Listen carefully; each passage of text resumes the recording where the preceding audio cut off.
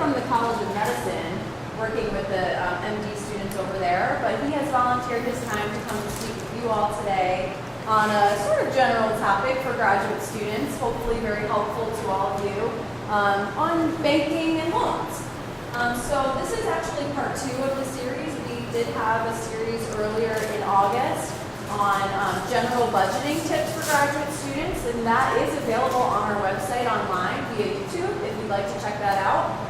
And then we're also planning to have another session maybe in the winter or springtime. So keep an eye out. But the Coffee Hour Seminar Series is really meant for you guys. It's meant to be topics that are going to be helpful to you as graduate students to navigate your professional career and personal life here. So if you have ideas, we would love to hear them. Just email us at graduatecollege@drexel.edu.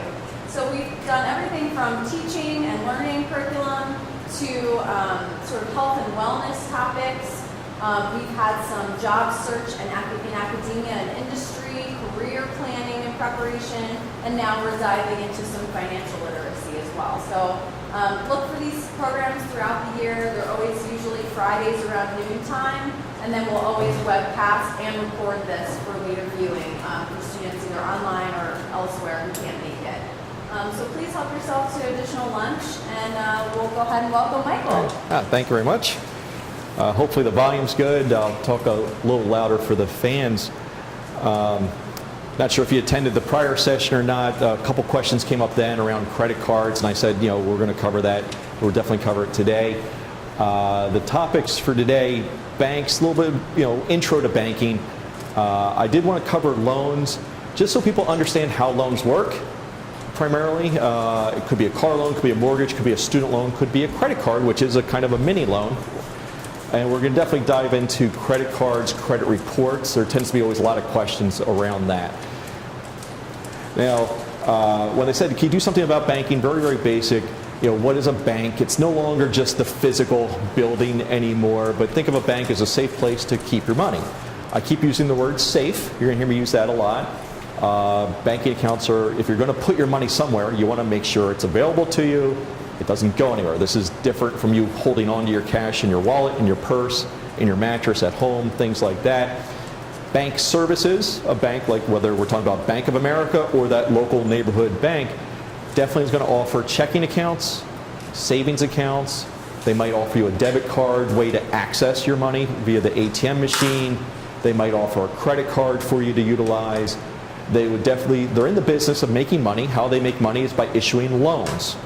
You're essentially the depositor giving them the money that they lend out to someone else. They make money off of that loan and hopefully pay something to you in the form of interest.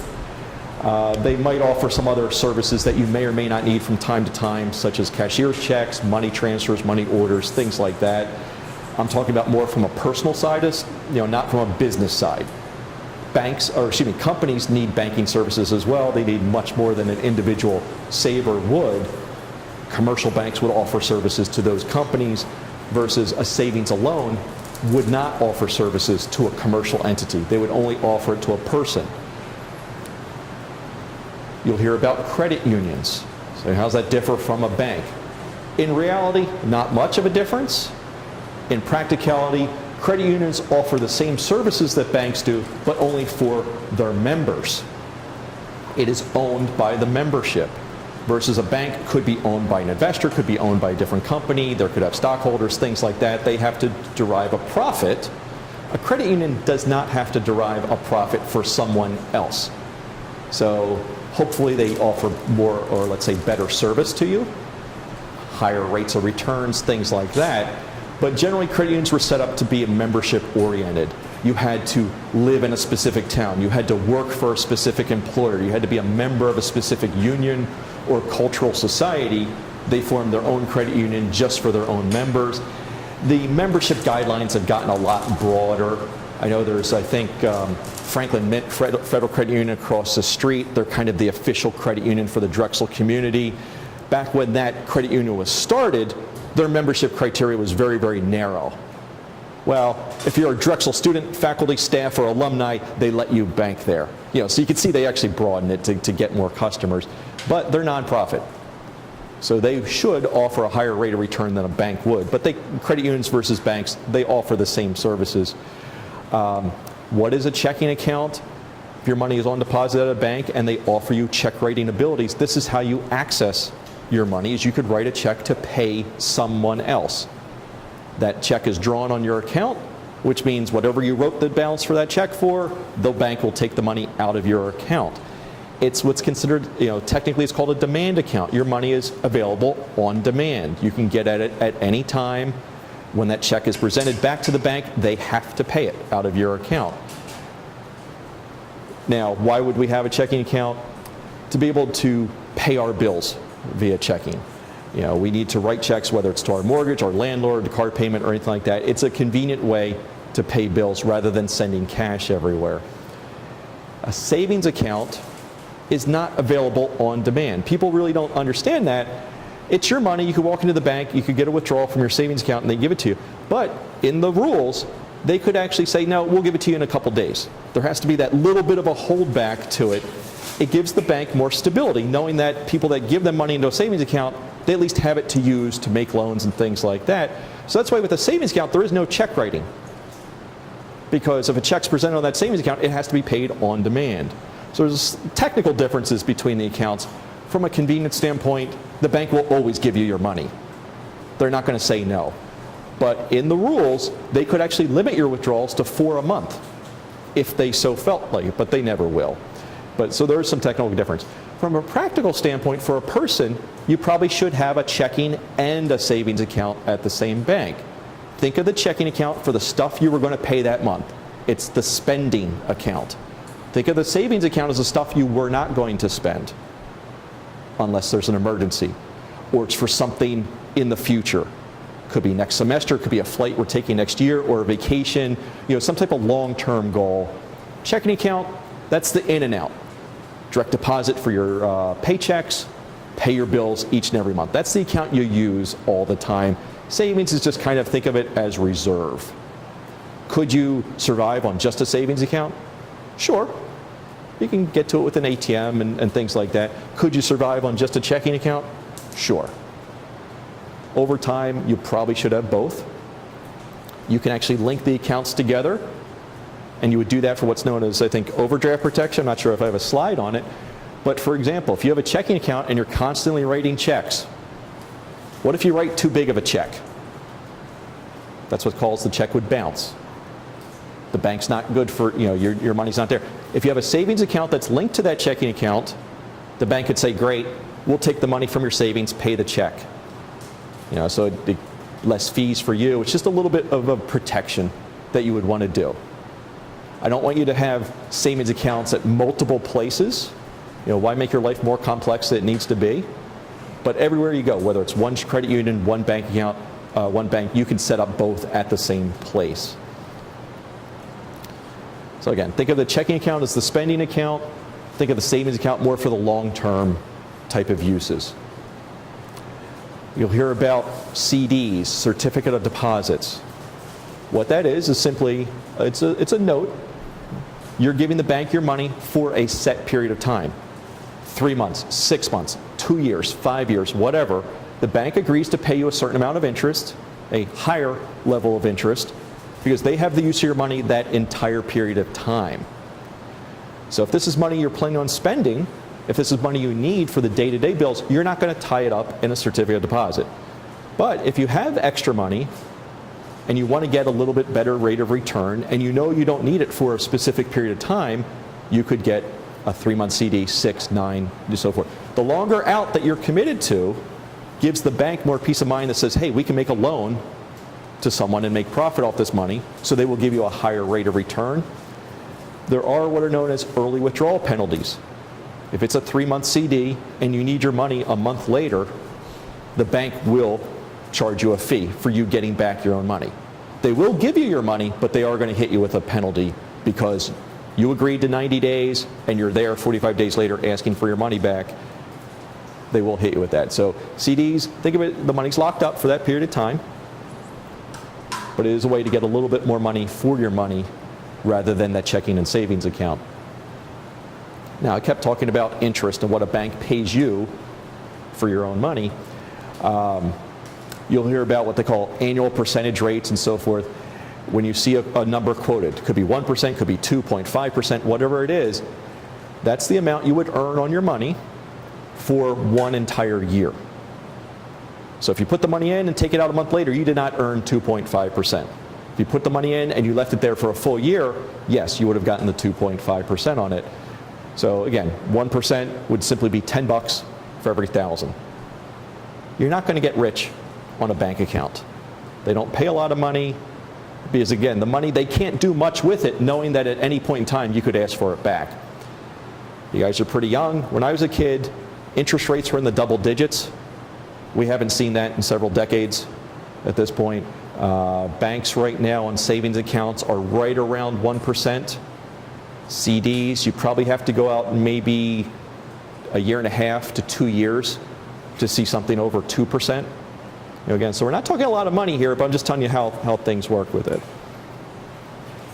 Now, there are two ways to calculate interest, and this will play a role when we talk about loans as well. There's simple interest, and then there's compound interest.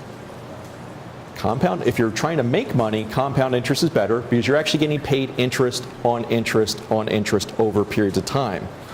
Simple interest, they're paying you a flat rate of interest each and every year. You're not being rewarded for interest on top of interest. To give you an example, let's say over a 3-year period of time, you put $10,000 into a bank account or any type of investment that pays interest, and let's say the interest rate's 5%, you would earn $500 of interest after 1 year. If it was a simple interest calculation, in year 2, they're paying you again $500, and in year 3, they're paying you $500. If it was a compound interest situation, in year 1, you still earn the $500. Your account is worth $10,500. You're earning $525, and in year 3, in this case, what, $551 or something like that. So compounding is better than simple. Any questions on that? I just want to kind of get that concept across. Anybody here have student loans? Hopefully not. Maybe a few of you. Student loans are, believe it or not, a simple interest calculation. So you'll see what I mean by that later. But for when you want money to work for yourself, it's your money, you're trying to grow your wealth, you want obviously a compound situation. The bank accounts are compound. Whatever interest is earned gets deposited into your bank account every month or every quarter, depending on how they pay. So you actually are earning interest on that additional money. So it is a compound situation.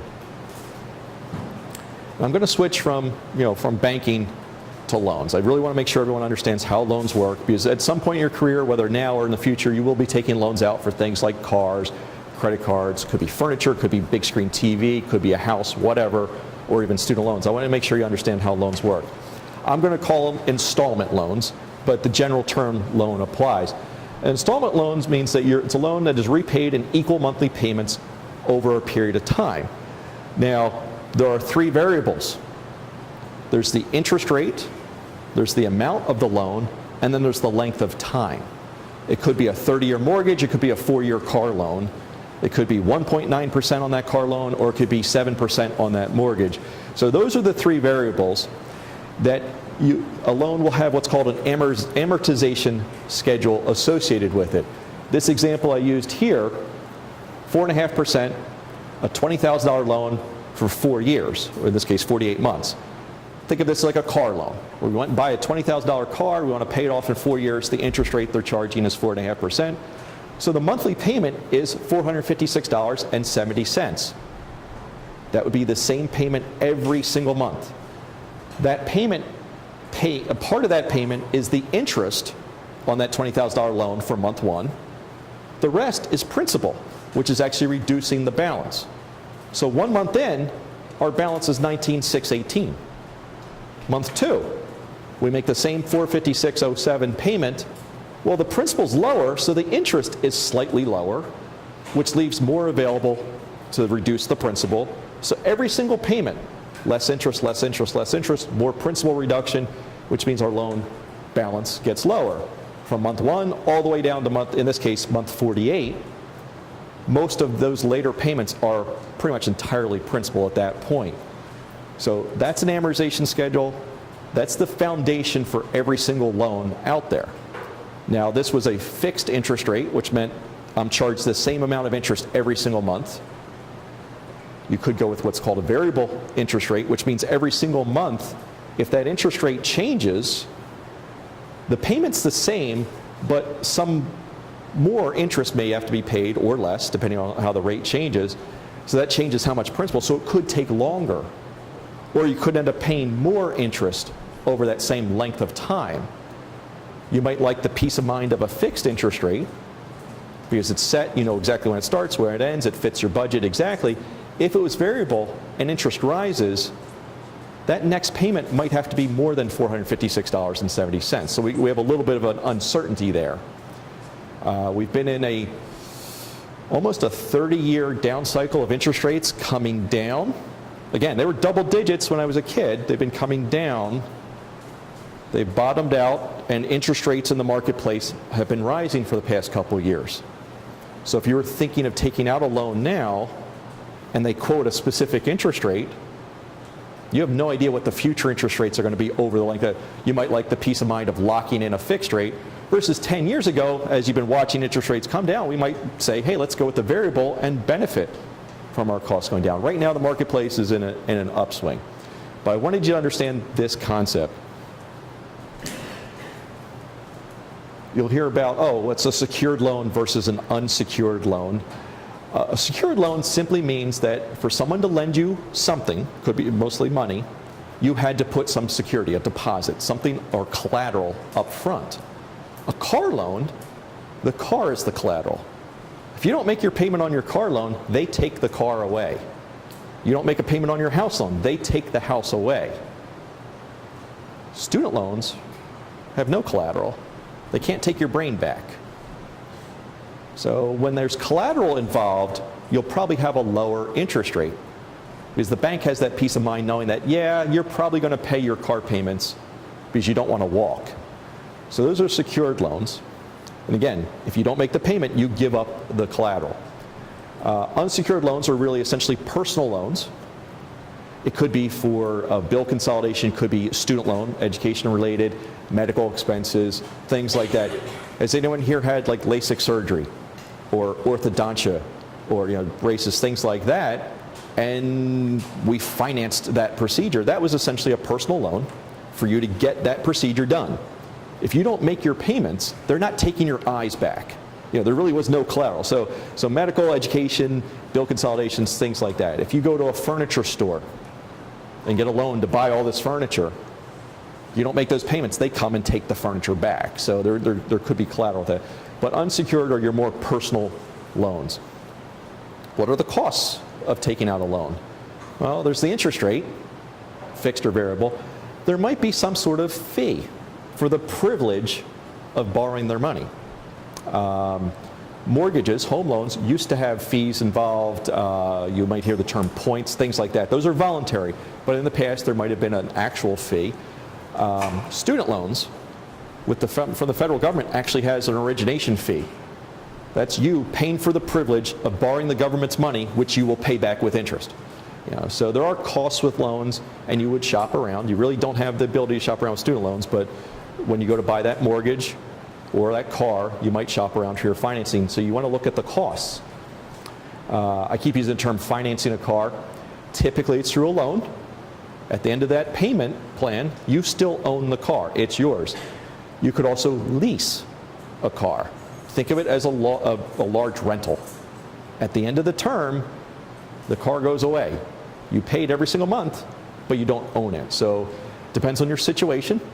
As I mentioned before, I work with the med students, and they need to have a car by year 3 because they are now commuting to a clerkship. Some of them buy, some of them lease. But the students from, let's say, Manhattan specifically, if they're planning on going back to Manhattan, they won't need a car a couple years later. So in that case, we lease, so that way they have the use of a vehicle for the period of time they need it, and then they go back to Manhattan where they wouldn't need a car, they just turn the car back in. If they bought that car, now they have to go and sell it, or something like that. So leasing may make sense in certain situations.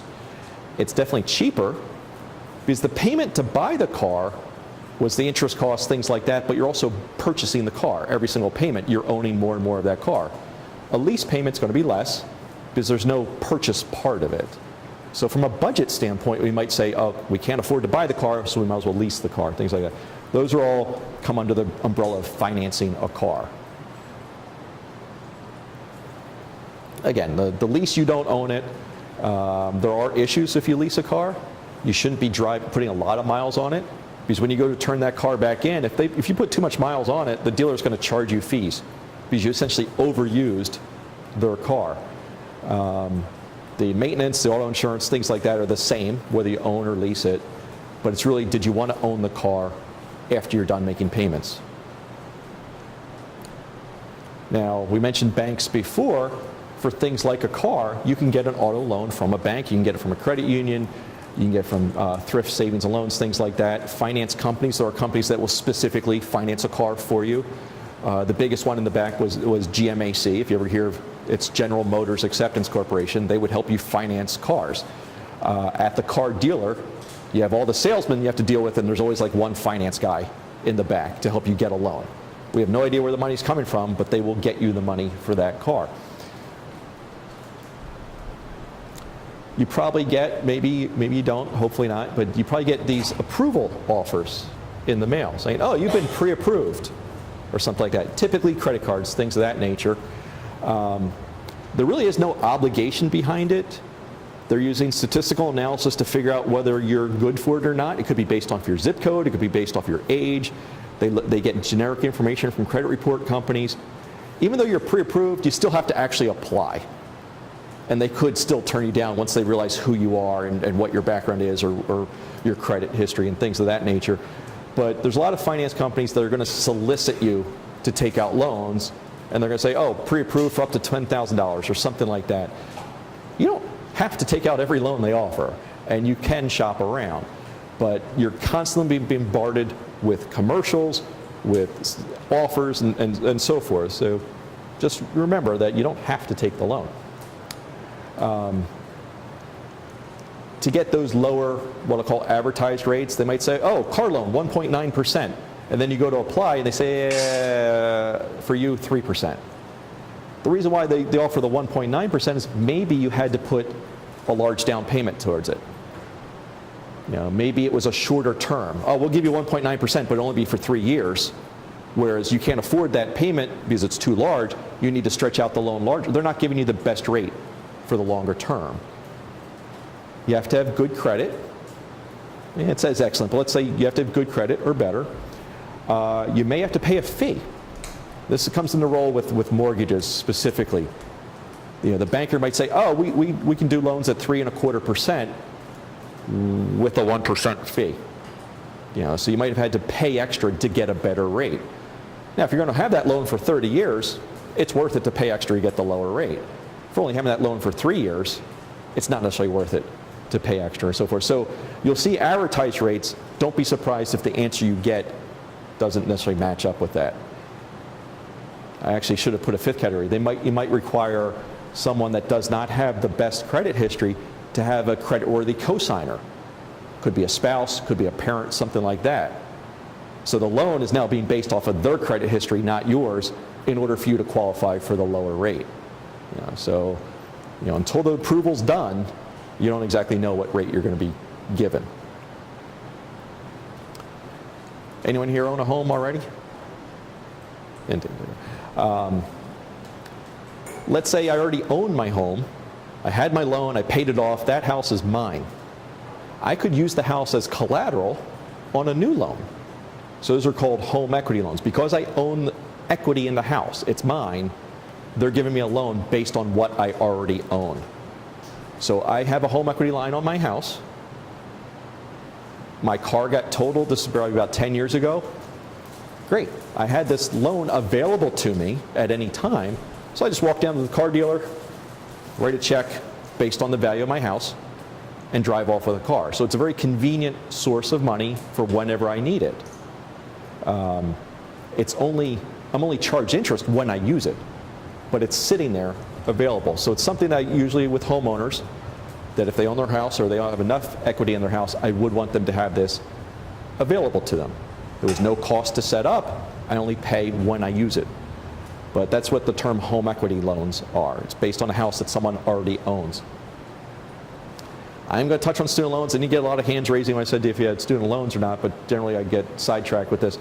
As I mentioned before, student loans are a simple interest calculation. You take, and I'll show you an example of what I mean by that.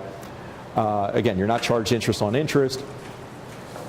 If you do have a student loan and you're in school, it's in deferment. There's no payment obligation.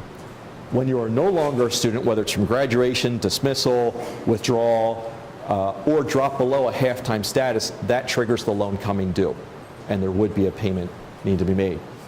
Interest capitalizes. Again, all that interest that built up that you were not charged interest on, it capitalizes, which means it's finally added to the principal, typically after the grace period, when the loan enters repayment. Now, here's what I mean by a simple interest calculation, and this is pertinent to the med students. Let's say you borrowed $40,000 a year for all 4 years. So in year one, you borrow $40,000 at current rates, which are 6.595%. After 1 year, $2,600 of interest is built up. We're not charged interest on this. 4 years later, $10,552 of interest have built up on just that one loan. But they borrowed $40,000 again in year two, another $40,000 in year three, another $40,000 in year four. The principal amount that they owe is $160,000. But over there, we already have probably, what was that, like $26,000? Yeah, about $26,000 of interest has built up. They owe all of it, but they're only charged interest on the principal category. They're not charged interest on interest. They graduate 6 months later, which is the grace period on the federal loans. All of it comes due. It capitalizes. Now their new principal balance is the $186,000. But for each of those years, they weren't charged interest. The reason why I bring this up a lot is because moms and dads get involved, and they'll say, oh, I'll pay your interest for you while you're in school. And I'm like, no, don't pay this. Take that $2,600 and reduce year number 2 so that this principal is now $37,400 or whatever that comes to. And then, again, I get into a lot of conversations with parents because simple interest doesn't exist on most loans except for student loans. So I always want to make sure people understand how loans work. And this wasn't really going to go in too far about student loans. I just want to bring up the timeline. Like I said, in school, no payments required. If it's a subsidized loans, you might have a Perkins loan or something like that, there's no interest during the school years. We graduate, there's a grace period on a loan. Perkins has 9 months, Stafford Plus loans have 6 months. Then we finally enter repayment. All that interest capitalizes into the principal amount. Now we're charged interest on that higher level. The repayment terms, 10 years is the standard one. Again, the students I work with, they generally have $300,000 to $400,000 of student loans. They can't afford a 10-year payment. My generation would have gone on extended, which is just simply, hey, let's take 10 years and drag it out to 20 and make that loan payment smaller. Graduated simply means, okay, payments years 1 and 2 are low, payments 3, 4 are here, payments beyond are higher. It's just a way to get into a higher payment in a staggered approach. Generally, students these days go for what's called an income-based payment. Remember those 3 variables before with a loan? Interest rate, balance, length of time? Throw them out the window. Income-based loans care about what's your income. Low income, low payment, high income, high payment.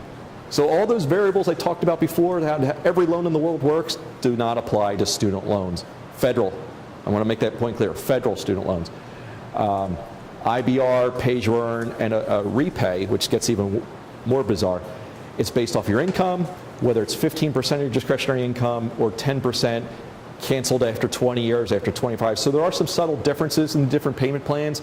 It confuses everybody. The financial aid office, they know these rules. They would do exit counseling to go over them all with you. Repay, or revised pay-as-you-earn, came out 2 years ago. It's got an interest subsidy built into it. So when you're making that payment on that loan and the interest is higher or your payment is lower than what the interest is, the unpaid interest, half of it gets subsidized away. Again, no loan in the world works this way. This is a government program for you, so that's why they created these weird little quirks to it. Again, on a $30,000 loan, your payment probably covers the interest. On a $300,000 student loan, there's no way your payment covers the interest, so there's a lot of subsidy involved. That's the audience that I work with. But don't be thrown off by the lingo. When you're ready to graduate, and if you have student loans, the financial aid department will help you sort out the different payment options and what makes the most sense. I'm going to switch to credit cards. This is generally where I get a lot of the questions from students.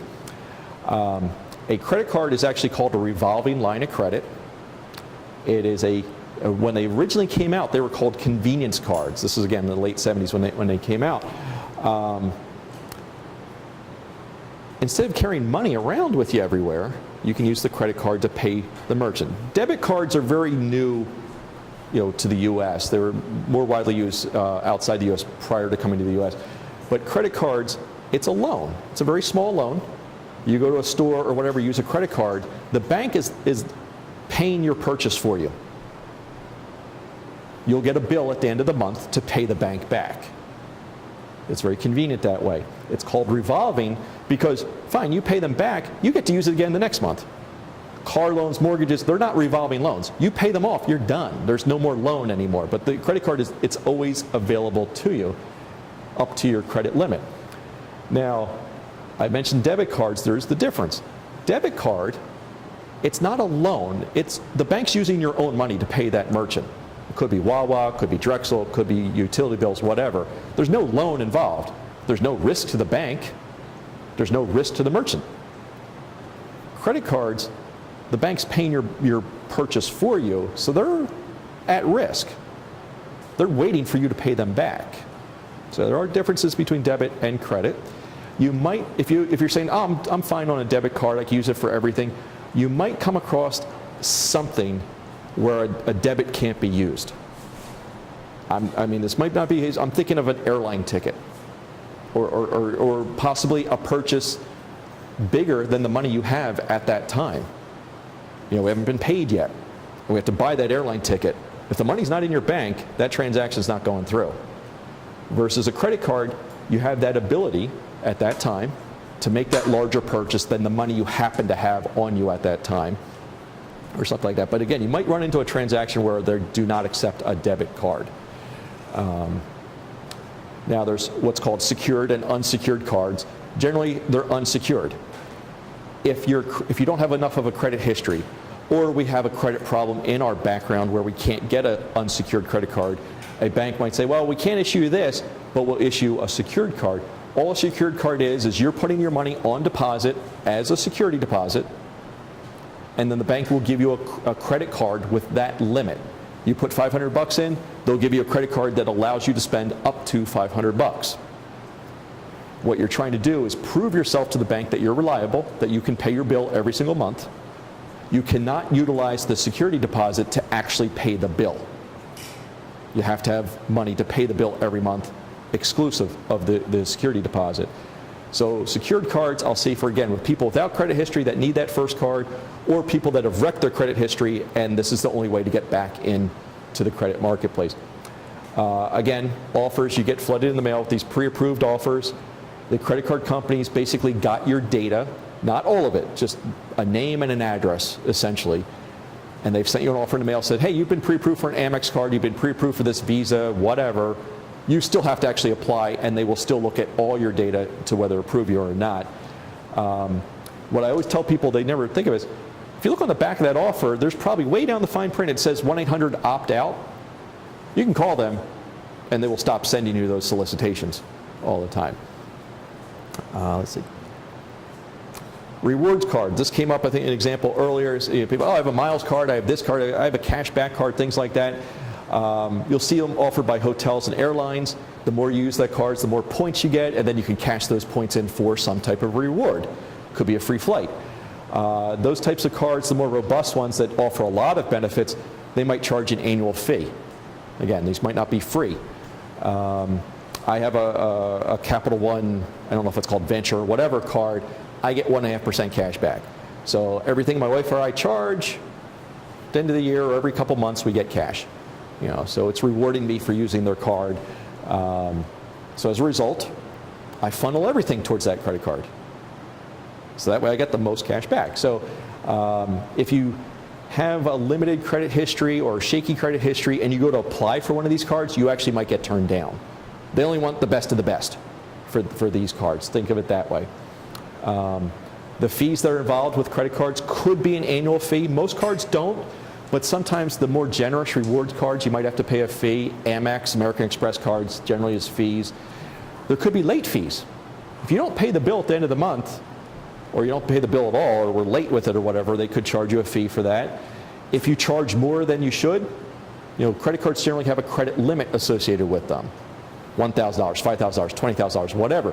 If you go over it, they might let the transaction go through, but because they know they can charge you more fees. There's definitely the interest, but again, these are just other types of fees associated with it. You'll hear about balance transfers. That's simply having a bill on one credit card, opening up a new credit card and say, hey, I'll pay off my old card with my new card. That's essentially transferring the balance from card A to card B. Used to be free. You got to read the fine print. They might charge you a balance transfer fee just for simply doing that. Cash advance, if I take my credit card, I go to an ATM machine and I want to draw cash out, that's considered a cash advance. They'll charge you fees for that. So these are in addition to the interest. Now, I don't think I have a slide about it, but I wanted to explain kind of how credit cards work. Think about your normal shopping. You go to buy something on the 5th of the month, the 10th of the month, the 15th of the month, the 22nd of the month, and then you get a bill. You get essentially a statement from the credit card company saying, hey, here's all your charges. Please pay it. Fine. You pay it by the due date. No harm, no foul. You got your stuff. The Wawas, the merchants, got money. They paid the bank 2% generally. So the bank's making money off you. But they didn't charge you any interest for using the card. It was convenient. We didn't have to carry around that cash because we paid it by the due date. If we didn't pay the entire balance and we carry a balance on that credit card from month 1 into month 2, now the credit card's going to start charging you interest on that balance. And it's called let's see, there's the grace period. Again, you get the bill on the 10th of the month. It might say pay it by the 8th. Or the 18th or something like that. So you get an amount of time to actually pay the bill. But when they go to charge you interest, if you're carrying a balance from month 1 into month 2, how are they calculating that interest? Most cards use what's called an average daily balance. So we're into month 2.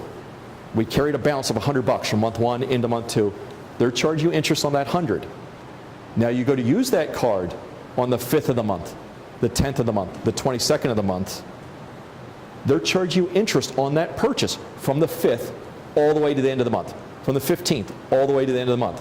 It's an average daily balance. They figure out how much is on that card every single day, and they charge you interest.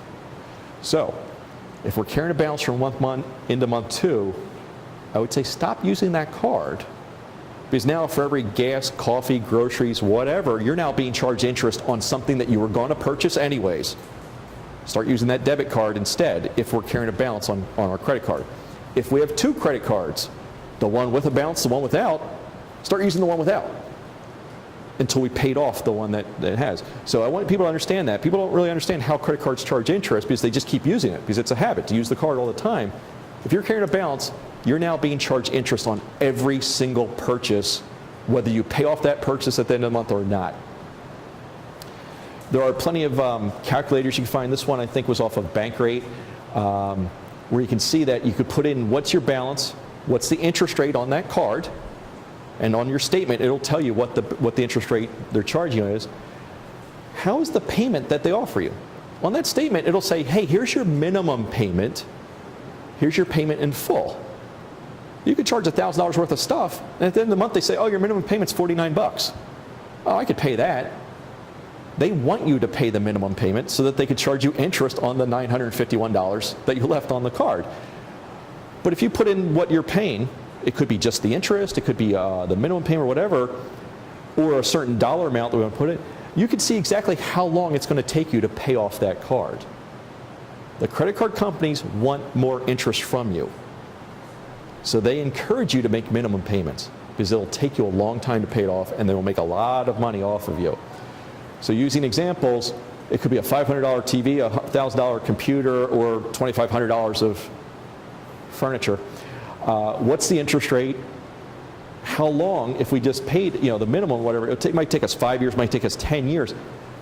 For a $2,500 purchase, we ended up paying $1,400 of interest if we drag that out. And the credit card company wants you to drag it out. So let's use that $2,500 as an example. If we just made the minimum payment, sure, it takes us 10 years, 123 payments or whatever, $1,900 worth of interest, versus what if we put an extra $25 a month towards that, or an extra $50 a month towards it? We cut it from 10 years down to 3, basically a fourth of the time, and only $300 of interest.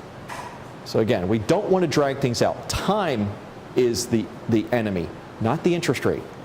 People focus on the interest rate, but it's more the time issue that causes costs to be higher. As I mentioned, cash advancing using a credit card, they're going to charge you some fees based on that. They might have a formula involved, a certain dollar amount up to a minimum or something like that. Balance transfers, they're hitting you with fees to go from card A to card B to card C. There is a credit limit. Theoretically, it's the maximum amount of money you could put on that card at any time. They may or may not let you go over. If you go over that amount, they being the banks, might let that transaction go through, but they also might freeze the card. And we need gas, or we need something. Because you're over the limit, they've actually stopped. They haven't closed the card because they want the money back. They've just limited your use to it. So you don't want to be over the limit. The applications, generally, they're looking at your credit history. They will pull your credit report. If it's a joint application, you and a spouse, applying for a loan or a credit card or anything like that, again, both persons' information is required.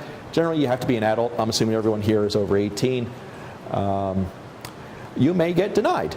This is the hard part from a student's perspective. You actually have to have credit history to get your first credit card. It's a catch-22 there.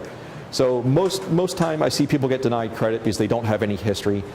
If you have a past credit problem, you're more risky in their eyes, so they might turn you down. Information on your credit report could be, a public judgment against you. It's not a credit issue, but it could be a civil judgment or something like that. You're looked at as more risky. So there generally are the reasons, mostly because of no credit history. That's where I'll see students get turned down. This is making our segue into what's in a credit report. Your homework assignment. I know you came today not thinking I'm going to have a homework assignment. Your homework assignment is to look up your own credit report. Don't send it to me. I don't want it. Annualcreditreport.com. That is the free credit site that the government said to the credit bureaus, say, get together, create a website so every individual person can look up their own credit report for free. If you remember those TV ads, freecreditreport.com wasn't free. Annualcreditreport.com is the website. You would go to that website, you log in, it asks you some questions that theoretically only you should know. Did you live on this street in 2015? Well, I probably wouldn't know that, so I would have a hard time getting to your credit report. Theoretically, you would know that. So it asks you a couple vague questions like that, kind of as a screening tool. All three credit bureaus, I'm going to talk about them in a minute, are available to you. You can request one report from one of them, or you can request one from all three, totally free, one time a year. So if you do it today, and you go to do it a couple months again from that same credit bureau, they're going to be like, no, wait a year. But for right now, you can look up. Why do I want you to look it up? We want to look for errors. That's the most important thing. We want to look for accounts that we might have had that we forgot about. It'll be there. Again, stuff that we forgot. I've had students get their credit report, and believe it or not, they saw a loan that their dad took out in their name. The student never knew that. Dad took the money and ran. That wrecked the student's credit. Didn't even know about it until we ran his credit report. Again, we're looking for errors. It could be surnames. Dad, Junior, the third. All of a sudden you might see information from, with the same name on your report. That's an error. Nothing malicious, because we both had the same name. So again, we really want to do this. A credit report is a record of how you have paid your debts. It tells lenders who you are, how much debt you have, whether you have made any payments on time or late, and if there's any negative public information. These, again, are those judgments and court rulings and stuff like that would be in your credit report. Generally, your report's going to have different, not necessarily tabs, but sections to it, dealing with your credit history, inquiries, and public record. So if you've ever had a background check done for you, it's going to be listed on that credit report because the service that did the background check got your credit report. So you'll see all this on the credit report. There are 3 credit reporting bureaus: Equifax, Experian, TransUnion. This is their job. They basically collect this data and so forth. How it's used, a lender is going to use your credit report to determine whether you're worth lending money to. A landlord, again, you go to rent an apartment, the landlord doesn't know how reliable you are, so they're going to look at your credit report and say, does this person generally pay their bills on time? Auto insurance companies, believe it or not, use it for how they price your auto policies. Companies like Progressive and stuff like that, you have bad credit, they're going to charge you more. One has absolutely nothing to do with the other, but statistically, they found enough correlation to say, the people with the bad credit generally have more auto insurance claims. So they're using that to justify it. Again, we're checking for errors. If you think there was an error or anything like that, misinformation, information on your credit report will tell you who to contact. It's not an easy process by any means, but again, it's the first step. Now, the credit bureaus with the outside, there's an outside company, they calculate a credit score. When you go to annualcreditreport.com, your score will not be on that report.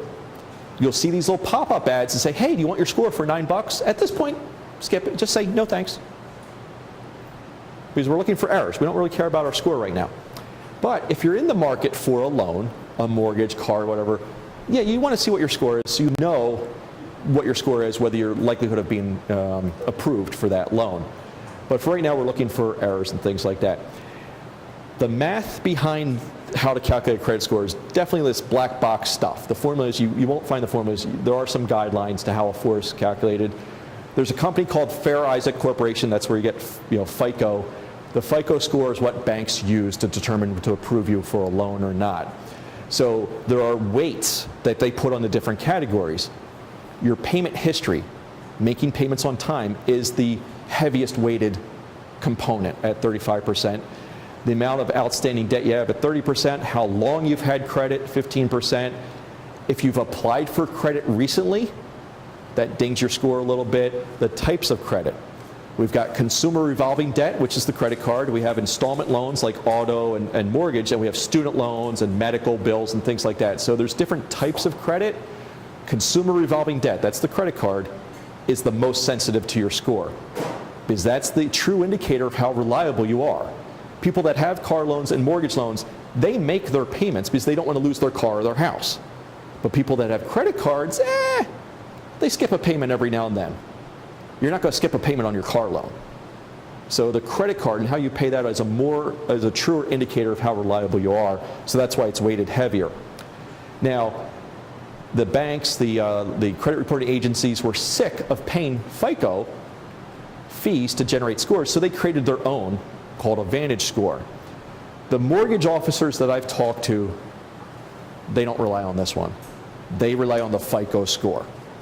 Vantage score, it's a slightly different range. They use a letter grades, and it's a different weighting system. So when you get credit card offers or you see, get your credit score for free, it's probably a Vantage score because there's really no cost to them to give you that score. Vantage score is an approximation. So if your Vantage score is here, chances are your FICO score is pretty close. But the weight's different. Again, payment history 35% versus Vantage score is 32. Utilization at 23%. Utilization's used higher. I want to talk about utilization. For example, if we have a credit card with a $10,000 credit limit and we have $2,000 outstanding on it, our utilization is 20%. Once your utilization starts to get above 30, then your score starts to drop. So in any one month, maybe we have an airline ticket and a utility bill, and all of a sudden our utilization is very high. Yeah, your score's going to drop, But then month 2, we've paid that bill down, or utilization is back down, your score will come back up. So scores are very sensitive. They can change from month to month. But utilization is generally the one that we don't have that much control over, especially if we only have a $1,000 credit limit. It's very easy to get over a 30% utilization. So for those of you with a credit card, believe it or not, I'm probably the first person in your life that wants you to keep using it. Here's why. The more you use the credit card, the more money the bank's making off of you. Again, they're getting 2% off of every single time you buy something from the merchant. If you use that card more, they're incentivized to give you a higher and higher limit. You pay your bill on time, that $1,000 credit limit, you can call them up and say, hey, can you raise me to $1,500? Can you raise me to $2,000? Over time, they're going to increase your limit. What happened to your utilization? That same spending habit that was a very high utilization here gets very low, your score rises. So I want you to keep using the card. Pay it every month, but keep using it, because over time, your utilization gets lower, your score rises. There was one category called inquiries. You're going to see, like, further down your credit report, there's going to be this category called inquiries. Remember all those offers you got in the mail from Amex, from Discover, and so forth? They got your data because they did an inquiry. It's a soft inquiry. They didn't get your real data. They just got demographics and things like that, and they got a mailing labels, and they mailed you an offer.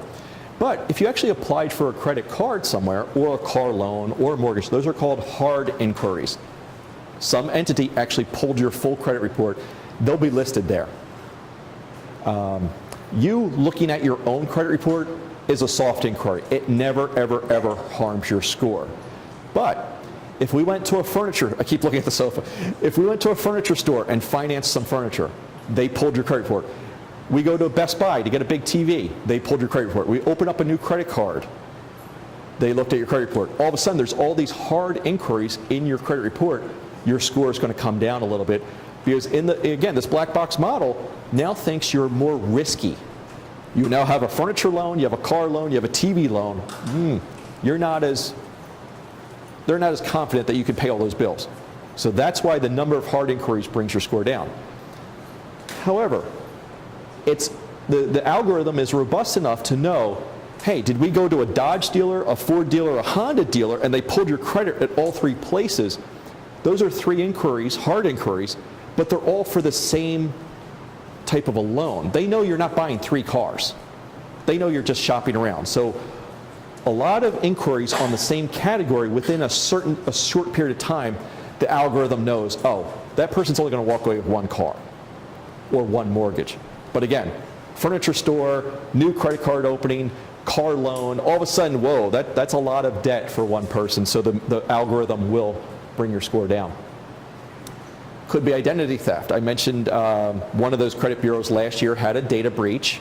It was in the news. Identity theft could be someone getting your identity and opening up a new line of credit in your name without you knowing it.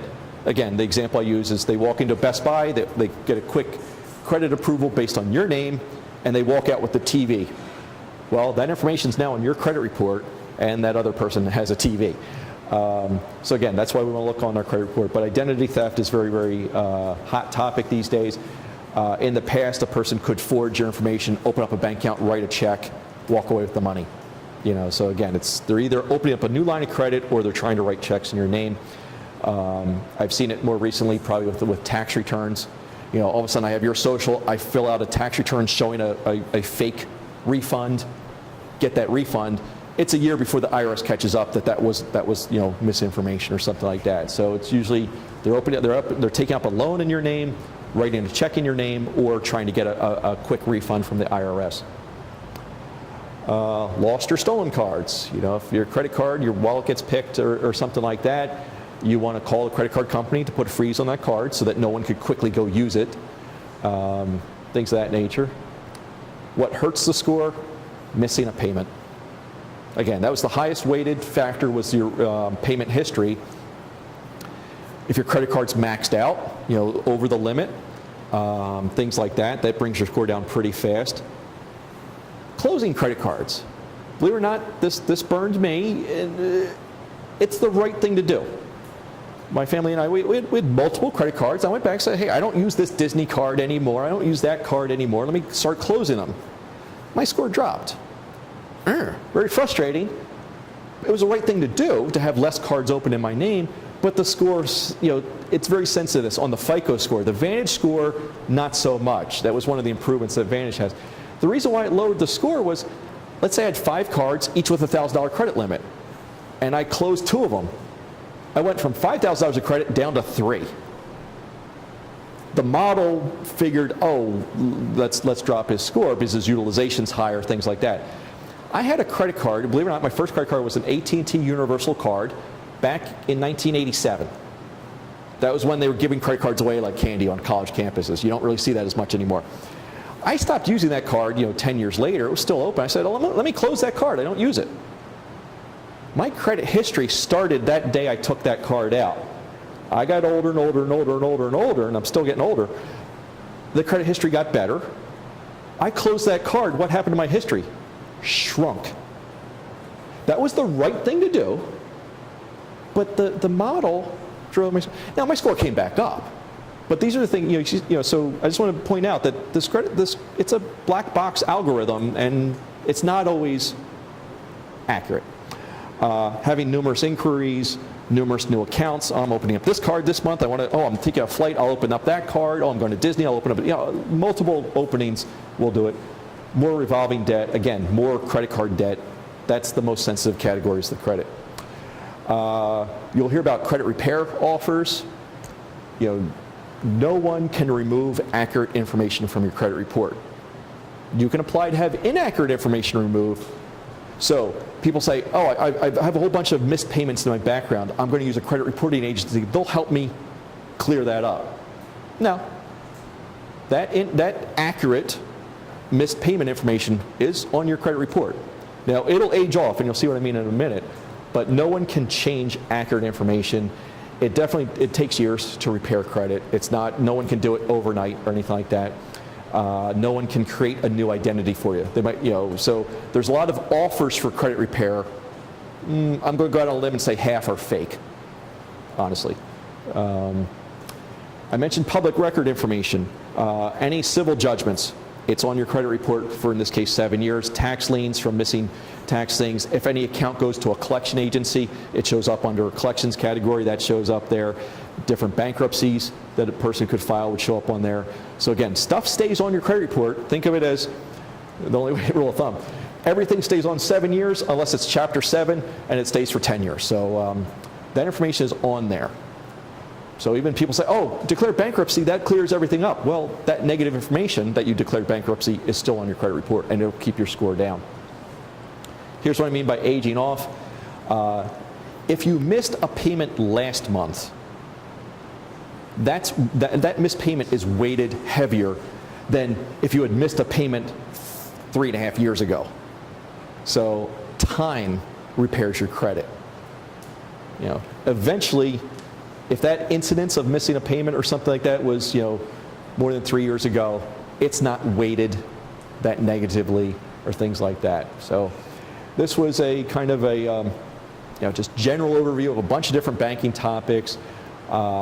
Any questions on stuff I talked about or stuff you wished I talked about? Right here. So I have an opportunity to join a credit union along with the bank. Mm-hmm. Is there any reason why I would want to do that or not want to? Good question. The opportunity to join a credit union when you already have a bank account. It's just making your life a little bit more complex. Now we've got 2 sets of accounts. Ideally, you want to pick the bank or credit union that you want to stick with. It's harder, more established in my career. If I had to switch banks now, I've got so many things set up on auto pay that I have to undo all that just to do it. Credit unions, better service. You're a member, you're essentially an owner, slightly higher rate of return. Well, what's 1.2% versus 1%? On a $1,000 checking account, you're really not going to notice that. They would be hopefully a little bit more lenient. You walk into a credit union and say, hey, I need a loan for this. As long as it's within reason, sure. You walk into a bank with that same scenario, they're just a little bit stricter. So credit unions generally are a little bit more friendly, less fees, ATM usage, things like that. But think about all the stuff that you use your current bank account for. Do we have anything on auto pay, whether it's your rent, card payment, things like that, and all of a sudden, I'm going to switch my business to here. Now you have to undo all that and set it all up again. So there's the hassle aspect of it. Going forward, you got a bank account and a credit union, and they're both sending you tax forms at the end of the year. It's just more record keeping and so forth. So don't make your life too complex. Pick the service provider going forward. Now that credit union, I'm assuming it's local to here. Are we moving on? I'll be here for a while. You're going to be here for a while, which means the branch is here. If you ever need to use a bank, a branch, walk in. But if we're going to moving on, and our account's still in Philadelphia, there's no branch where we're moving. So think about a little bit longer term view on things. But yeah, credit union is just generally a more friendly, a little bit better service and better interest. Think of it that way. Other thoughts? Yep.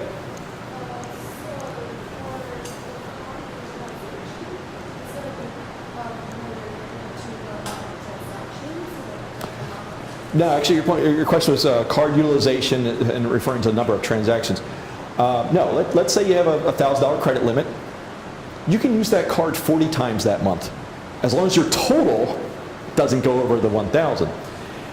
Utilization is just simply what's your outstanding balance at any point in time. It could, when they run a credit score, it's not always at the end of the month.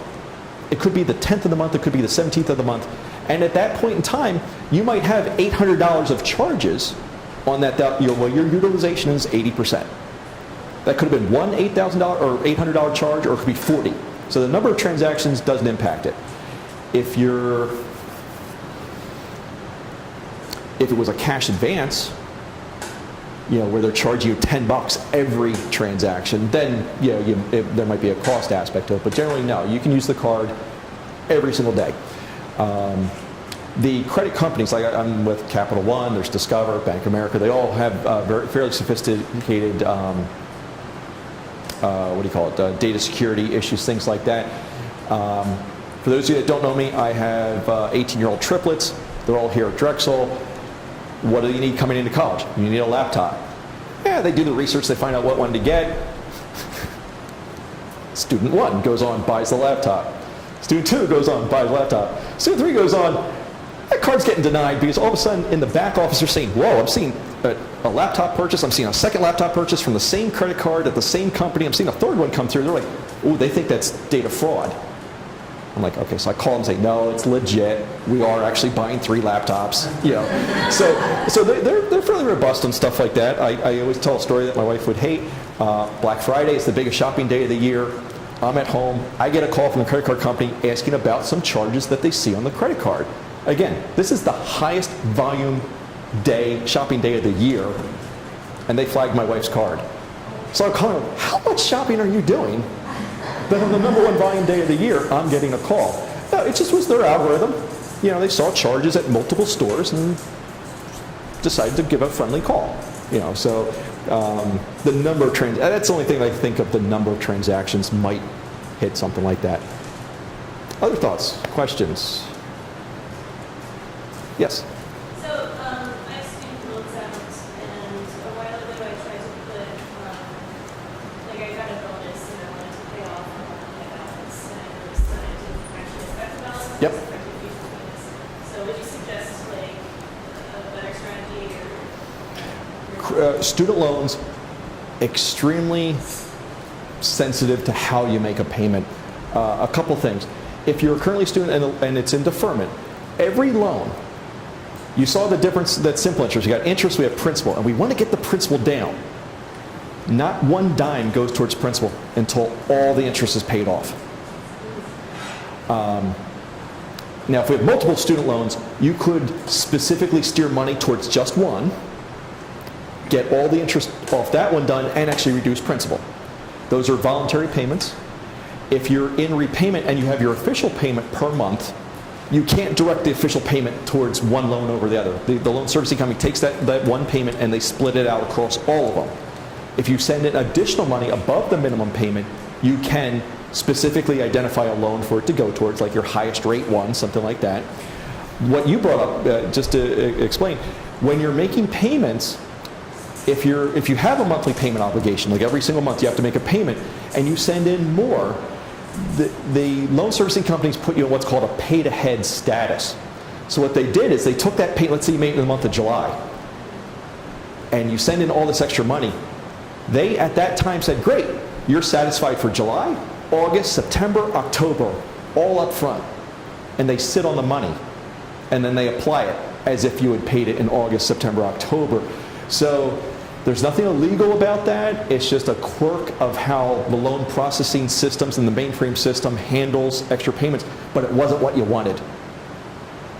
So if you are going to pay more than the minimum, pay the minimum, call them up or email or say, here's extra that I want specifically applied towards loan XYZ or something like that. Otherwise, again, it's all mainframe-driven, software-based. They just take the money and it's applied that way. Where that definitely impacts people. Not sure your background. Again, I work with the med students that have the $300,000 to $400,000 that are eligible for public service loan forgiveness and all these types of loan forgiveness plans, where you have to make a qualified payment in the month of July, in the month of August, in the month of September. I had a graduate had NIH loan repayment benefits. Got his $11,000 check, threw it at his loans. The loan servicing company put him in pay-to-head status. There was all his loan payments for the following year wiped out, even though he made payments every single month the following year. So he lost almost a year's worth of credit towards loan forgiveness based on how those extra dollars were applied. So I'll see that with large lump sums. You could go work for an employer. I use the NIH, the CDC, the Food and Drug Administration, federal government, National Service Corps. You could work for a private employer that has student loan repayment assistance, where they might give you dollars to put towards your loans. Use those extra dollars and strategically apply them towards your highest rate loans. If you're eligible for a loan forgiveness like public service, it has to be applied the right way. Things like that.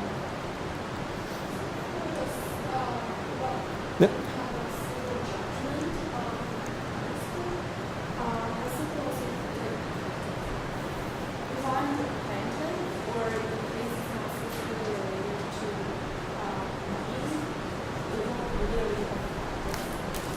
As the plaintiff, no. The public records, let's say you're the plaintiff and I'm the defendant, and the case reaches a conclusion and there's a judgment against me, that's a public record. I could pay the judgment. That record, that piece of information is still on the credit report. But from a plaintiff standpoint, suing someone or anything like that, that doesn't show up. Again, if you want a job at the CDC, a federal government position, chances are they're doing a background check on you. Even private enterprises are going to do background checks. They're going to pull your credit report. I've been in the financial services industry as a stockbroker, life insurance agent, things like that. I can't have bankruptcy in my background. In fact, if I declare bankruptcy, I lose my certifications. So depending on what industry you go into, it could be a cursory background check. I know with all the med students, there are child abuse clearances and things like that. But you could be looking at government grants that require security clearance. So if you have very questionable credit scores based on credit card debt, you might not get that government position. One has almost nothing to do with the other, but you're now a security risk. So credit score is worthwhile to maintain. Tonight's homework is simply just, we're looking for errors and so forth. Other thoughts, questions? What topics would you like to learn about? Finance related. Yes? Basic investing Mm-hmm. in like a sort of young adult that just getting into the game in that sense. So I was looking into IRAs and that Okay. sort of thing. Again, we're not going to talk about it today, but just for future seminars, things like that. Anyone going into the workforce, you're going to be an employee, and they're going to offer retirement plans, which is a type of an investment. So what other? Strategies for paying off different types of debts, and then just talk about that. Mm-hmm. Some of us are very Yep. Same item. How do you, I guess a good topic would be looking at the Roth IRA and strategies for that. Yep. No, definitely would come under an investments topic. To your point about strategies for paying down credit card debt, If we have multiple cards, you need to make the minimum payment on every single one of them. You know, this one could be at 5%, that one could be at 18%. We want to pay the 18% one off first, but we still have to stay current by making payments on the one. From a student standpoint, I'm assuming the income is very, very limited. So we don't have the ability to pay it down anytime soon. It's more a case of how long until we get to that point.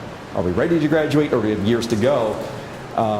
Taking out a new credit card to pay off an old one, you know, if our credit score is still here, that might be viable, but if our score has already started to work down, it's hard. So credit card is very, very hard to pay off. If we have unpaid medical bills, things like that, you know, could go to collections, and there's write-offs that the medical provider could do, but a credit card debt's very, very hard in that regard. Saw your hand up earlier? Oh, what's that? I know nothing about Bitcoin. I know absolutely nothing about Bitcoin. It's one of those things that when it came out and it started to come up, I'm like, you know, I bet if I just wait 5 years, it'll go away. You know, so that's been my approach to Bitcoin, unfortunately. All right, well, thank you all for coming. I think there might be some scraps left. Definitely, yep. Yeah, no, it's,